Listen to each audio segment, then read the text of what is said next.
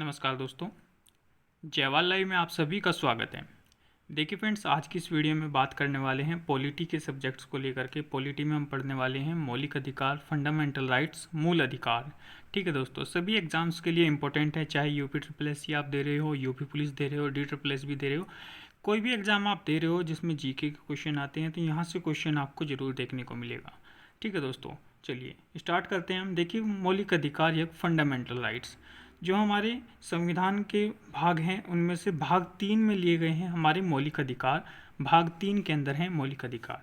संविधान के भाग 3 यानी कि मूल अधिकार को भारत का मैग्ना कार्टा कहा जाता है। देखिए, मैग्ना कार्टा क्या होता है? मैग्ना कार्टा एक दस्तावेज है जिसमें कि कुछ रूल्स रेगुलेशन लिखे गए थे। स्टार्टिंग में जो ब्रिटेन में थे, ठीक है, ब्रिटेन में एक राजा थे, उन्होंने एक तरीके से कच्चा चिट्ठा यानी कि एक रफ पेज पर उनको कुछ रूल्स रेगुलेशन लिख करके दिए थे वहाँ की जनता को कि ये सब नियम अब हमारे देश में लागू होंगे, तो उसको मैग्ना कार्टा कहा गया था और उसी चीज़ को यानी कि संविधान बना लिया गया।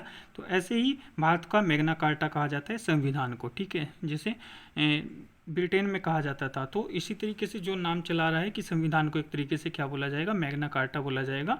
तो संविधान के भाग 3 को भारत का मैग्ना कार्टा कहा जाता है।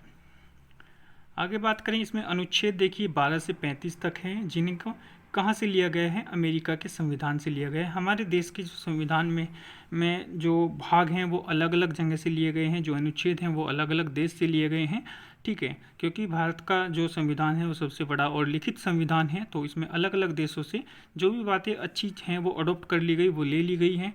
इसीलिए इसी तरीके से मौलिक अधिकार जो हैं वो भी अमेरिका से ले लिए गए थे। ठीक है दोस्तों, 12 से 35 तक ये अनुच्छेद हैं और जो फिलहाल मौलिक अधिकारों की संख्या है वो 6 है। इससे पहले 7 थी और 7वें में जो था इन 6 से अलग संपत्ति का अधिकार था दोस्तों। तो देखिए, पहला जो है वो है समता का अधिकार। समता यानी कि समानता, समानता का अधिकार। जो समानता का अधिकार है वो सभी लोगों के लिए समान होना चाहिए, सबको समानता मिलनी चाहिए। दूसरा है स्वतंत्रता का अधिकार। 19 से लगा करके 22 इसके अनुच्छेद हैं। समानता का अधिकार या समता का अधिकार अनुच्छेद 14 से 18 के अंदर। अगला है दोस्तों शोषण के विरुद्ध अधिकार। शोषण के विरुद्ध अधिकार में बात करें तो ये 23 से और 24 हैं और आगे हैं धर्म की स्वतंत्रता का अधिकार 25 से 28, यानी कि धर्म के लिए सबके लिए बराबर होंगे। संस्कृति और शिक्षा का अधिकार, उसके बाद है संवैधानिक उपचारों का अधिकार अनुच्छेद 32, जो कि बहुत ही ज़्यादा इंपॉर्टेंट है, जिसको संविधान की आत्मा एवं हृदय कहा जाता है, अनुच्छेद 32 को। अगला जो बात करें अगले की दोस्तों वो है देखिए 44वें संवैधानिक संशोधन वर्ष 1978 में जो बाद में कुछ चेंजेस किए गए थे दोस्तों, उसको बोला जाता है संविधान संशोधन। यानी कि अगर जैसे हमारा संविधान लिखा गया था उस टाइम पर और उसके बाद जैसे जैसे चेंजेस हुए उसको संशोधन बोलते हैं। अगर आप कोई भी चीज़ करोगे उसको अमेंडमेंट बोलते हैं। जो भी कोई भी लॉ हो, कोई भी कानून हो, उसमें जो भी चेंजेस होगा उसको हम संशोधन बोलेंगे, अमेंडमेंट बोलेंगे। तो संपत्ति का अधिकार जो है ये 44वां संविधान संशोधन, यानी कि इससे पहले 43 बार संशोधन हो चुके हैं संविधान में। संपत्ति का अधिकार अनुच्छेद 300A मौलिक अधिकार की श्रेणी से हटाकर कानूनी अधिकार बना दिया गया। ठीक है दोस्तों, पहले ये कैसा था? एक मौलिक अधिकार था, अब ये कानून का अधिकार बना दिया गया। यानी कि सरकार आपकी संपत्ति ले सकती है, उसके बदले में आपको कुछ ना कुछ पैसे मिलेंगे, जो भी उसकी कीमत होगी उसके हिसाब से वो सरकार डिसाइड करेगी। तो ये मौलिक अधिकार से हटा करके क्या बन गया आपका कानूनी अधिकार। और अब इसका अनुच्छेद कौन सा हो चुका है? वो हो चुका है 300A, यानी कि 300 में पहले कुछ ना कुछ था, अब ए लगा करके इसको जोड़ दिया गया है, 300A इसको कर दिया गया है।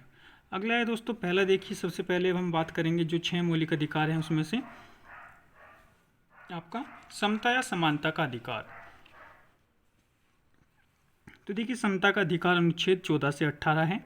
अनुच्छेद 14 क्या कहता है? विधि के समक्ष समानता, यानी कि विधि मतलब कानून दोस्तों, विधि मतलब कानून।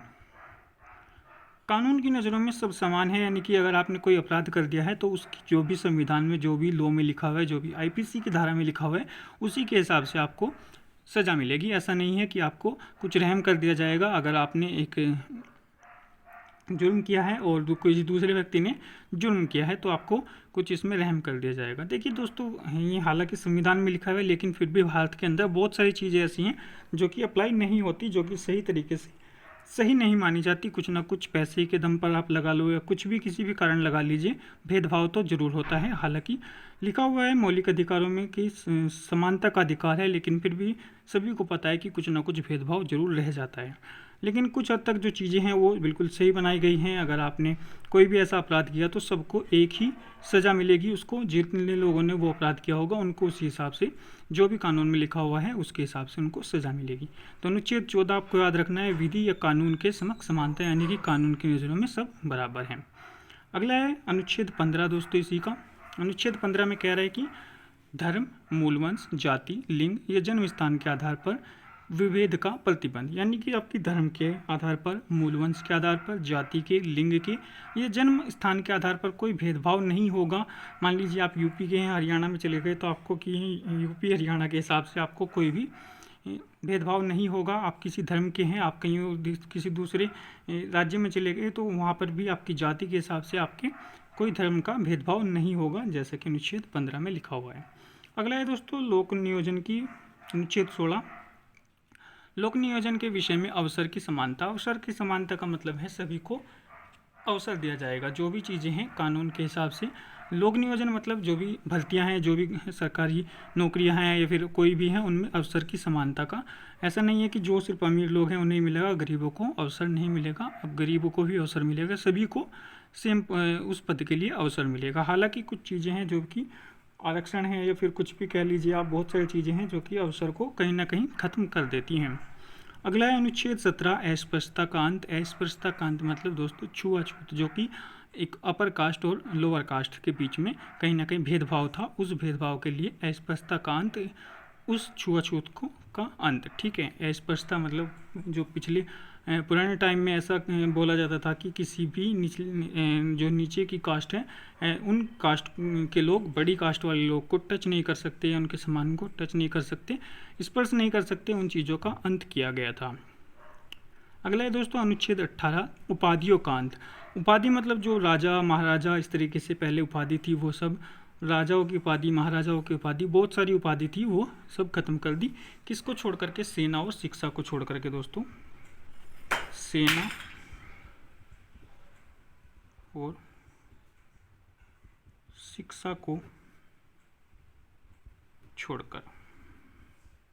सेना में अभी भी आपको देखते हैं मेजर हैं जो शिक्षा में है, यानी कि आप अपने नाम के आगे डॉक्टर लगा सकते हो, डॉक्टरेट लगा सकते हो। ठीक है दोस्तों, वो सब चीज़ें, उन चीज़ों को छोड़ करके, सेना और शिक्षा को छोड़ करके बाकी सभी चीज़ों में आपका उपाधियों का अंत हो चुका था। ठीक है दोस्तों, आज की क्लास में ये समानता का अधिकार हमने किया, तो ऐसे ही हम पूरी पॉलिटी को आपको कंप्लीट करते हुए चलेंगे। आज की इस वीडियो को आप बताइए, आज की इस क्लास को बताइएगा आप कैसी लगी, कैसा आपका रिस्पॉन्स रहेगा, उसी के आधार पर हम आगे कंटिन्यू करते रहेंगे। आप जो भी है आप लाइक कर दें वीडियो को, जैसे भी आपको अच्छी लगे।